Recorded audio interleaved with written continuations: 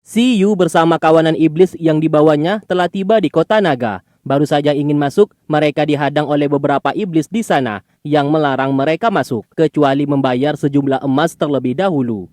Si Yu sempat ingin melawan mereka dan sangat kesal, namun ia mencoba bersabar terlebih dahulu. Salah satu iblis temannya di sana mau tidak mau membayar sejumlah emas agar tidak terjadi perselisihan.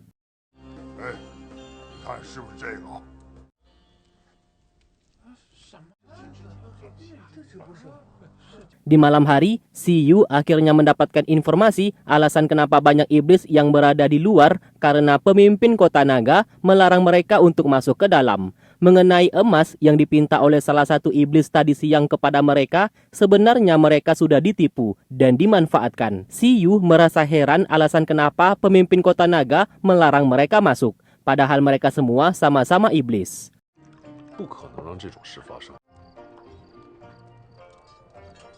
Sementara itu, Yang Lan berusaha menghubungi Si Yu namun tidak ada jawaban, yang membuatnya merasa khawatir. Setelah berhasil menemukan keberadaan Si Yu di kota naga, Yang Lan segera menariknya untuk mengobrol empat mata.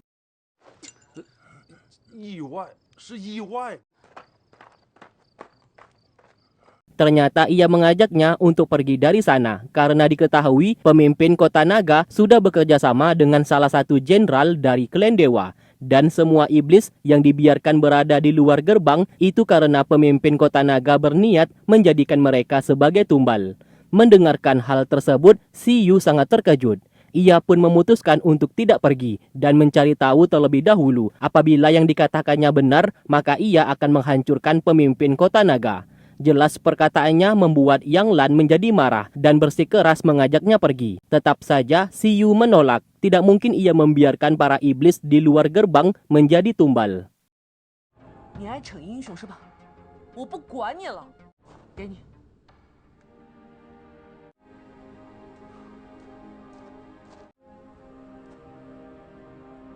Lalu kemudian, Si Yu menceritakan semuanya kepada rekan iblisnya mengenai masalah yang terjadi saat ini. Beberapa dari mereka mengajaknya untuk pergi dan meninggalkan tempat tersebut. Namun Si Yu menolak dan berkata ia akan mengatasi masalah ini supaya kota naga bisa menjadi tempat tinggal yang aman bagi bangsa iblis.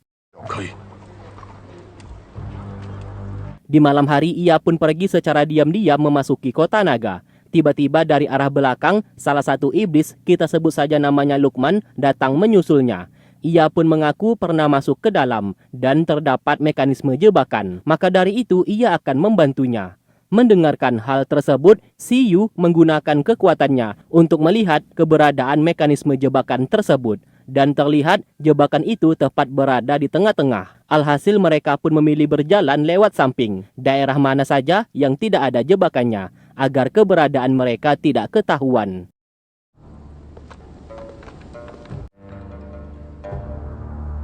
Sementara itu, wanita pemimpin kota naga, kita sebut saja namanya Bunga, bertemu dengan salah satu jenderal klan dewa bernama Bambang. Ternyata mereka berdua sudah bekerja sama. Nantinya, iblis dan pasukan klan dewa yang dipimpin oleh jenderal Bambang akan berperang. Bunga akan mengirim para iblis yang berada di luar gerbang untuk sebagai tumbal dan dibunuh oleh Bambang bersama pasukannya.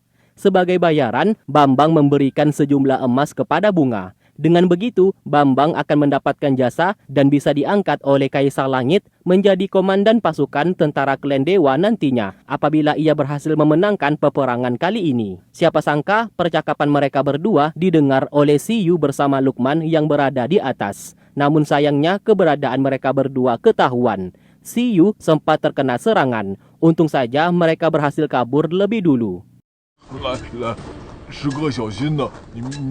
Setelah berhasil keluar, siapa sangka Si Yu menyadari Lukman bukanlah iblis. Ia pun menyuruhnya untuk mengaku siapa dirinya.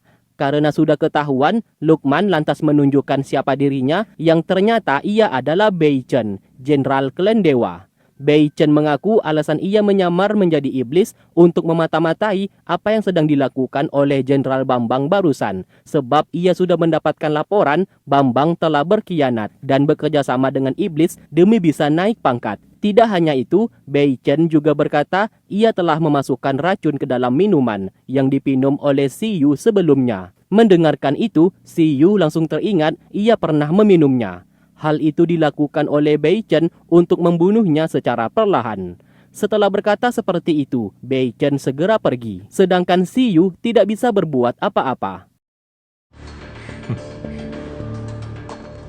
Sementara di tempat lain, Bunga memerintahkan kaki tangannya bernama Jizi untuk menculik orang-orang terdekat milik Si Yu. Karena tadi malam, Si Yu telah mengintip obrolannya saat bersama dengan Jenderal Bambang. Ia ingin membuat perhitungan kepada Si Yu. Singkat cerita, iblis kecil, teman dekatnya Si Yu yang bernama Mawar diculik oleh Bunga. Ia pun akan menggunakan Mawar untuk memanfaatkan Si Yu agar mau menuruti perintahnya.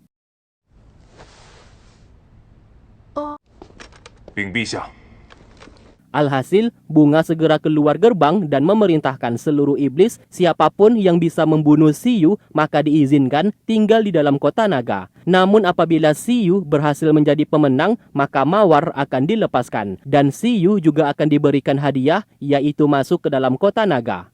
Melihat itu, Si Yu menjadi sangat kesal, namun ia mau tidak mau melawan seluruh iblis di sana seorang diri. Sebab bagaimanapun juga, Mawar, iblis kecil temannya di sana sedang disandera. Apabila ia tidak bertarung, maka Mawar akan dalam bahaya.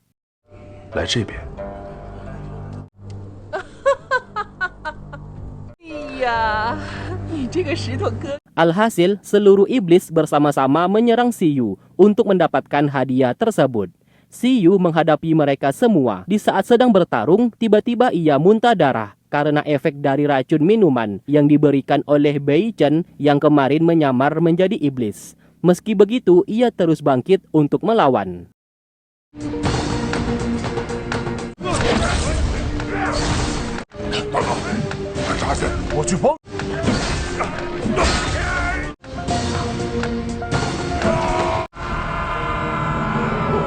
Siapa sangka teman-temannya tidak ambil diam dan turun ke tengah lapangan untuk membantunya. Dan pertarungan pun tak dapat dihindari.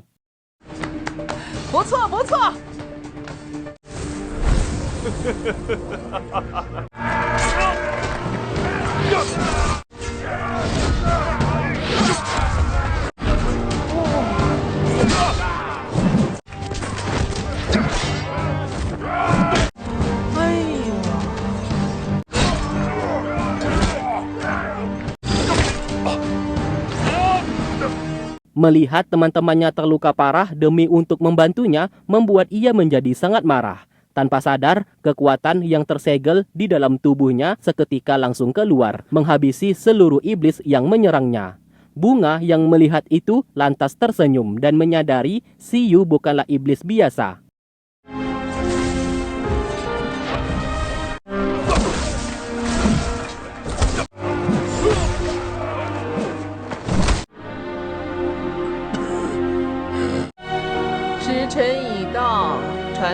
Lalu di malam hari, Si Yu dibawa masuk ke kota naga karena terluka parah. Bunga memerintahkan tabib terbaiknya untuk menyembuhkannya. Dan ia ingin Si Yu bisa sembuh kembali apapun yang terjadi, sebab ia sangat menginginkannya. Tak lama kemudian, Yang Lan datang ke sana, membuat kedua tabib di sana menjadi pingsan. Lalu ia pun memberikan setengah energinya kepada Si Yu supaya bisa pulih kembali. Setelah melakukan itu, ia segera pergi, sehingga kedua tabib di sana yang sadar kembali sangat terkejut melihat Si Yu telah pulih, padahal mereka belum melakukan apa-apa.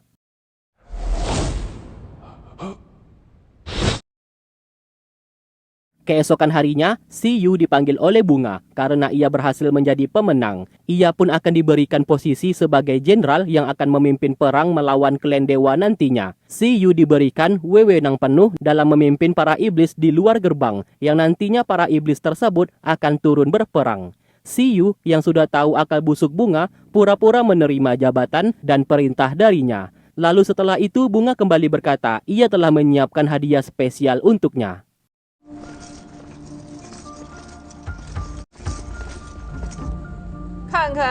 Siapa sangka di saat Siyu kembali ke kediamannya, ternyata hadiah tersebut adalah mawar yang sudah meninggal dunia. Melihat itu, hatinya hancur berkeping-keping dan sangat merasa bersedih. Ia pun akan membalaskan dendam atas kematian Mawar kepada Bunga dengan menghancurkan kerjasama yang dilakukan oleh Bunga bersama Jenderal Bambang. Dan kedepannya ia akan menguasai kota naga.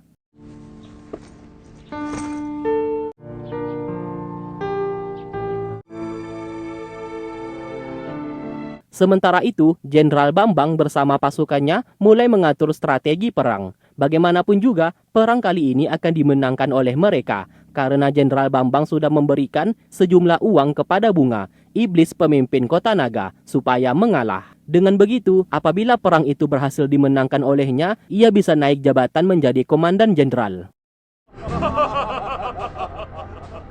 Singkat cerita, Jenderal Bambang bersama pasukannya sudah bersiap untuk menyerang. Terlihat Bambang memilih bersantai di dalam tenda karena yakin mereka pasti akan menang. Tiba-tiba pasukan iblis yang dipimpin oleh Siyu langsung menyerang dan mengepung mereka semua.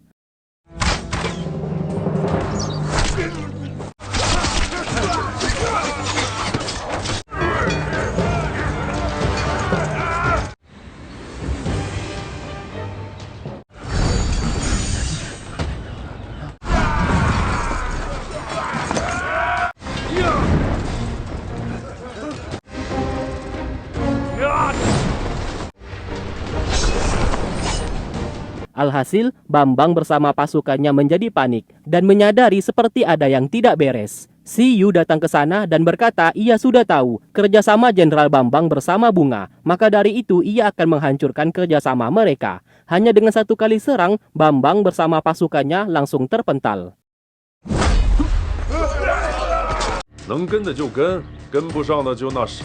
Siyu menghabisi pasukan milik Jenderal Bambang seorang diri. Ia pun naik ke atas kapal terbang dan memporak-porandakan seluruh pasukan di sana. Tidak ada satupun dari mereka yang mampu mengalahkannya.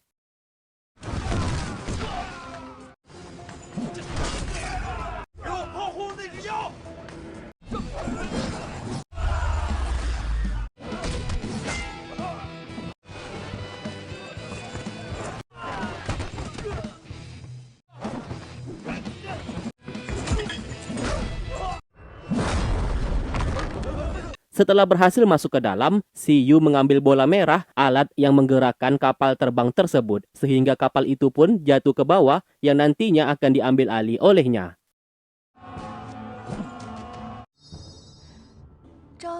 Berita itu pun terdengar oleh Bunga, iblis pemimpin kota naga. Ia sangat terkejut Siyu menghabisi pasukan klan dewa milik Jenderal Bambang. Hal itu membuatnya menjadi panik karena kerjasamanya bersama Bambang sudah dirusak oleh Siyu. Ia pun keluar untuk memberikan pelajaran kepadanya, namun sesaat Jenderal Beichen datang menghampiri, yang sudah tahu kerjasama yang dilakukan Bunga bersama Bambang. Bunga tidak bisa berbuat apa-apa dan segera kabur dari sana.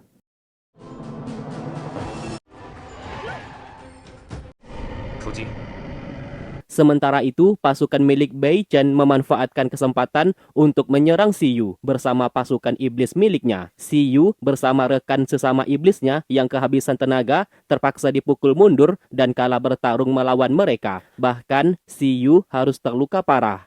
Salah satu iblis mencoba membawanya kabur dari sana dengan alasan demi keselamatannya.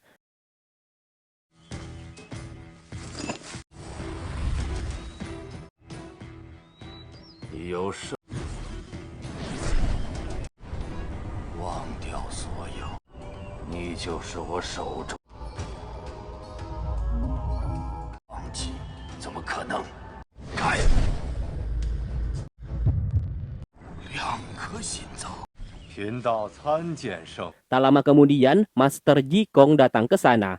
Melihat kedatangannya, Raja Iblis segera pergi.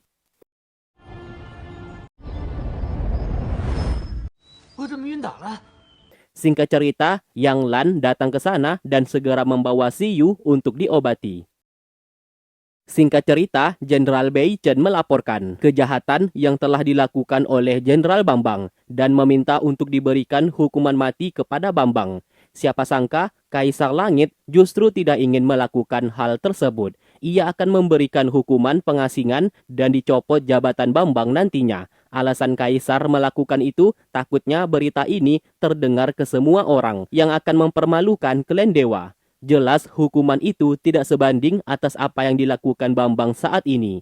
Bei Chen awalnya tidak setuju atas keputusan Kaisar. Namun sayang Kaisar sudah memutuskannya yang membuat Bei Chen tidak bisa melakukan apa-apa. Setelah keluar dari istana, terlihat raut wajahnya sangat kecewa terhadap keputusan Kaisar Langit.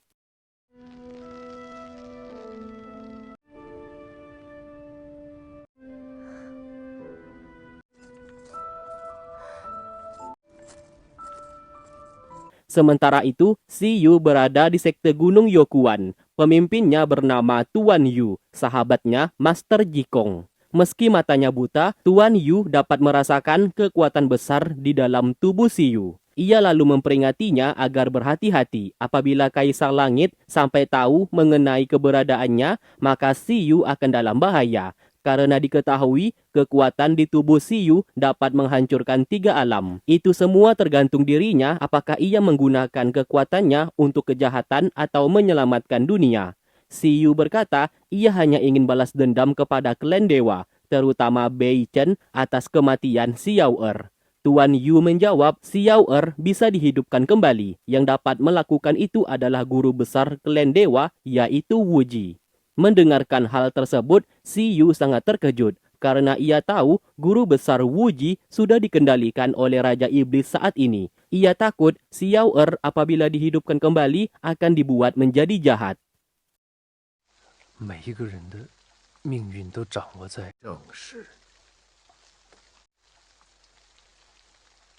Tak lama kemudian, kakak seperguruannya datang mengunjungi dan meminta ia untuk kembali ke sekte. Tentu saja, Si Yu menolak karena ia masih marah kepada Master Jikong. Kedua kakak seperguruannya di sana berkata yang menyelamatkannya di saat Raja Iblis Wu Ji hampir membunuhnya adalah Master Jikong.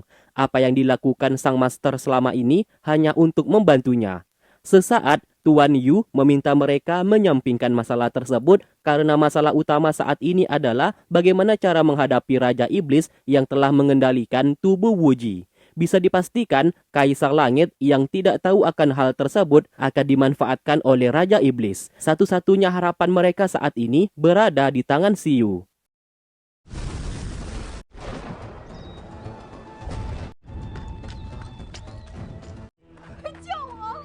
Di tempat lain, Bunga kabur menghampiri kakaknya dalam meminta pertolongan. Sang kakak yang mengetahui Bunga dikejar oleh pasukan milik Bei Chen dari klan dewa tentu saja menjadi marah dan akan segera membalaskan dendam.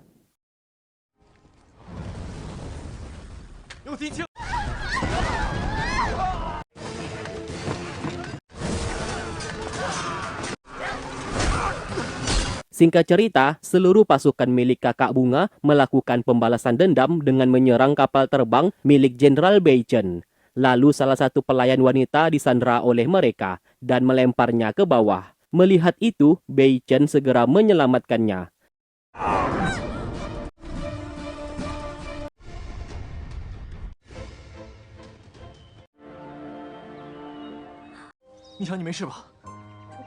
Terlihat wanita tersebut terluka parah. Ia bernama Nichan, yang ternyata istrinya Bei Chen di saat dulu. Namun karena Nichan sudah menjadi pelayan dewa, Kaisar Langit melarangnya memiliki hasrat duniawi dan dilarang menikah. Itulah alasan kenapa mereka berpisah saat ini. Dan selama ini mereka selalu merahasiakan hal tersebut dari siapapun. Karena apabila Kaisar Langit sampai tahu kalau mereka sudah pernah menikah, maka akan sangat berbahaya.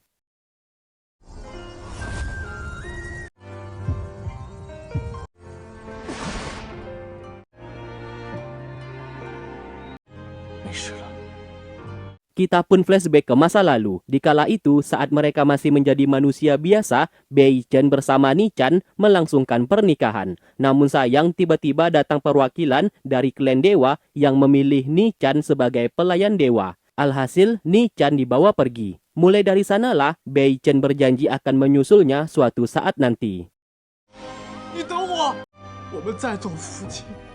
Singkatnya, Bei Chen menjadi pasukan tentara klan dewa. Ia melakukan itu hanya untuk bisa melihat istrinya di sana.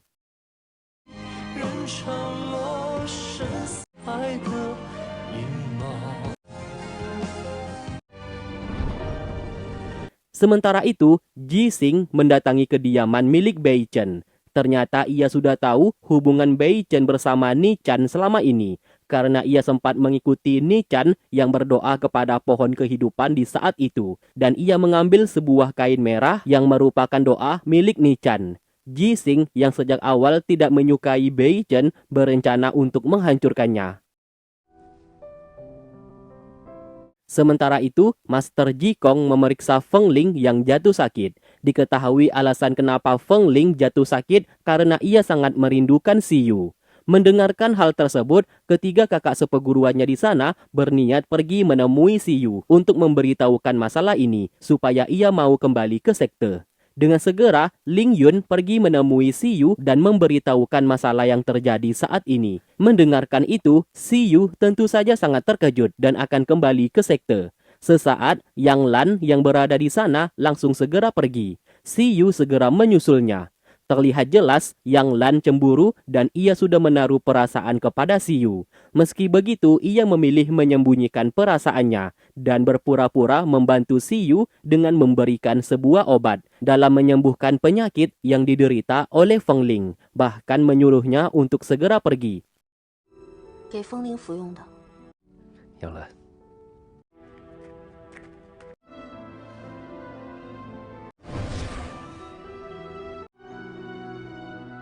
Setelah itu, Si Yu kembali ke sekte untuk menemui Feng Ling. Melihat kedatangannya membuat Feng Ling menjadi sangat senang. 每日一颗，增加功力。 Sementara itu, Raja Iblis Wuji mendapatkan sehelai bulu milik Xiao Er. Ia tahu Xiao Er adalah wanita yang dekat dengan Si Yu. Siapa sangka ia berniat menghidupkan Xiao Er kembali.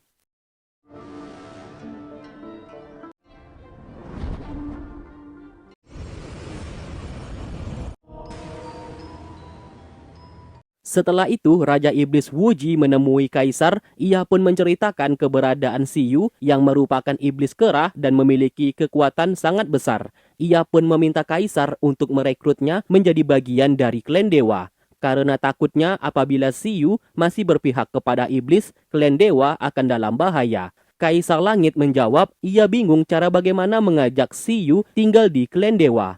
Ji Xing di sana juga melapor Jenderal Bei Chen ternyata sudah menikah dengan Ni Chan, salah satu pelayan dewa. Dan selama ini menyembunyikan hubungan mereka berdua, Ji Xing memberikan sebuah ide, yaitu menjebak Bei Chen dengan memerintahkannya untuk membunuh Si Yu. Lalu di saat itu, Kaisar Langit memberikan perintah untuk menghentikan Bei Chen, seolah-olah Kaisar Langit menolong Si Yu dengan mengkambing hitamkan Jenderal Bei Chen. Mendengarkan hal tersebut, Kaisar Langit setuju atas sarannya. Ji Xing lalu diperintahkan mengantar surat perintah dari Kaisar kepada Bei Chen untuk segera membunuh Si Yu.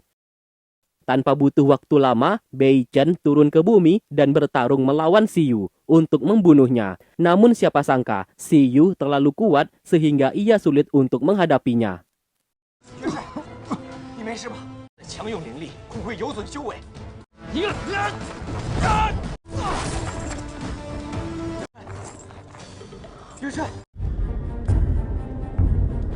Tak lama kemudian, seluruh klan dewa turun ke bumi. Kini, Si Yu harus menghadapi mereka semua seorang diri. Siapa sangka ia mampu mengalahkan para musuh saat ini dengan full kekuatannya.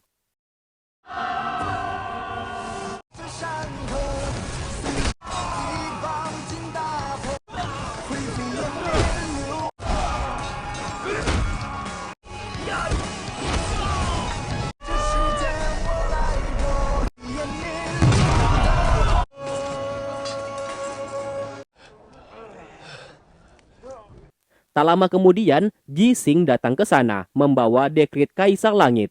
Isi surat tersebut memberikan perintah kepada Bei Chen agar berhenti menyerang. Tidak hanya itu, Kaisar juga mengangkat Siyu menjadi salah satu menteri di klan dewa, dan seluruh iblis saat ini tidak akan diserang lagi. Mendengarkan hal tersebut, Siyu menjadi sangat senang karena usahanya selama ini telah berhasil dalam membawa perdamaian bagi bangsa iblis. Namun tidak dengan Bei Chen yang menjadi sangat marah. Padahal Kaisar Langit yang memberikan perintah kepadanya untuk membunuh Siyu. Namun kenapa Kaisar yang juga menghentikannya? 我们赢了！这是陛下的旨意。 Siapa sangka Bei Chen akan dihukum karena sudah ketahuan menikah dengan salah satu pelayan dewa yaitu Nichan dan menyembunyikan hubungan mereka selama ini. Itu adalah kejahatan besar.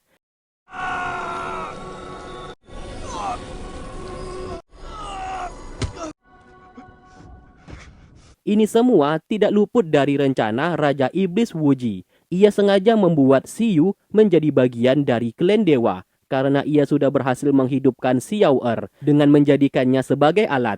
Siyu akan di bawah kendalinya. 宏图霸业。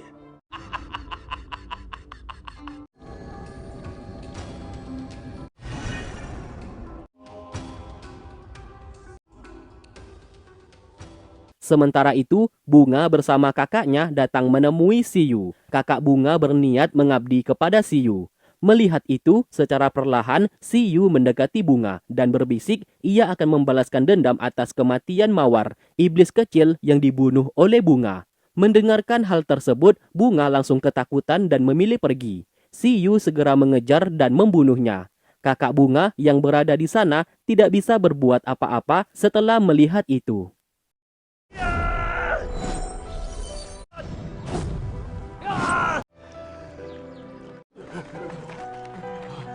嘿，以后结盟有事，你跑快。北哥，